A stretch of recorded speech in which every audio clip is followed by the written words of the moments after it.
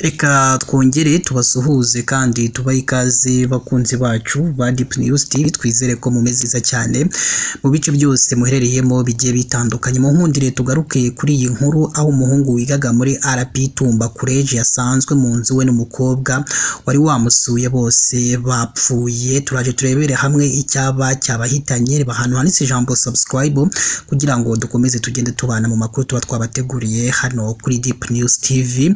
Umuhungu wigaga mu ishuri rikuru ry'imyuga n'ubumenyingiro ishami rya Tumba mu karere ka Rulindo yasanzwe mu nzu yaracumbitsemo amanitse mu nzitiramubu yapfuye, ndetse n'umukobwa wari waje kumusura nawe aryamye hasi nawe yamaze gushiramo umwuka. Ibyo byabaye kuri iyo 24 Werurwe 2026 aho uwo muhungu yaracumbitse hafi y'iryo shuri. Uwo muhungu yigaga mu mwaka wa mbere w'ibijyanye na information technology muri RP Tumba College, gusa uwo mukobwa wari wamusuye ntibiramenyekana niba nawe yari umunyeshuri kuri icyo kigo.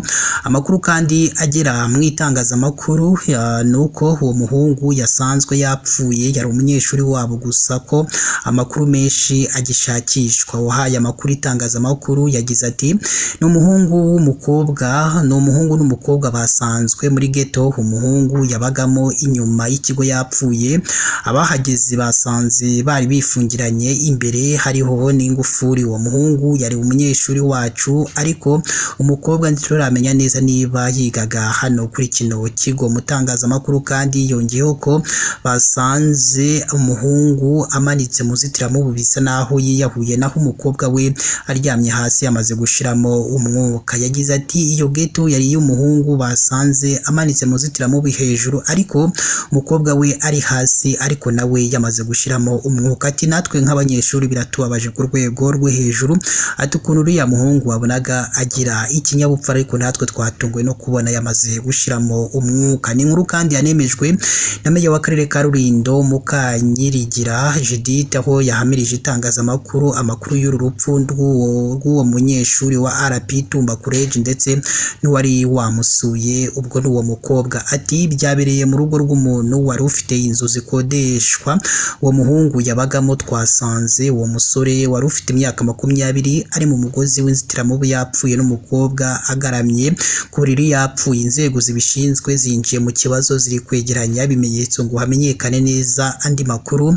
Meya kandi Mukanyirigira yongeyeho ko bikekwa ko uwo musore ari we wishe uwo mukobwa nawe yarangiza akiyahura, ngo kuko ngo hari ubutumwa bwo kuri telefone yohereje iwabo w'umukobwa babwira ko amaze kumwica. Ngo yongeraho naho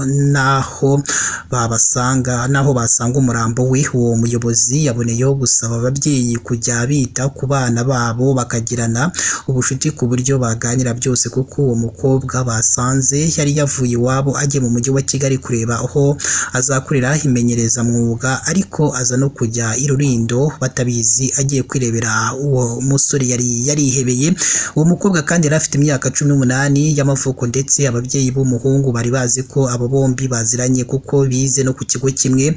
Ababyeyi baba bana ubwo inzego z'umutekano zahageraga nabo bari bahageze mu gihe imirambo yabo bombi yahise ijyanwa gukorerwa isuzuma kugira ngo neza bamenyekane icyaba cyabahitanye cyangwa cyabambuye ubuzima.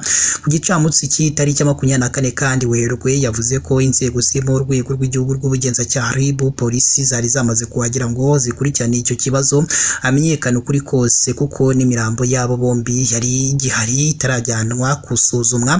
Gusa yagaragaje ko ari igihombo kubona abantu babiri bashobora kuba ari abanyeshuri bombi bapfiriye rimwe, ndetse yihanganisha imiryango y'ababuze ubuzima.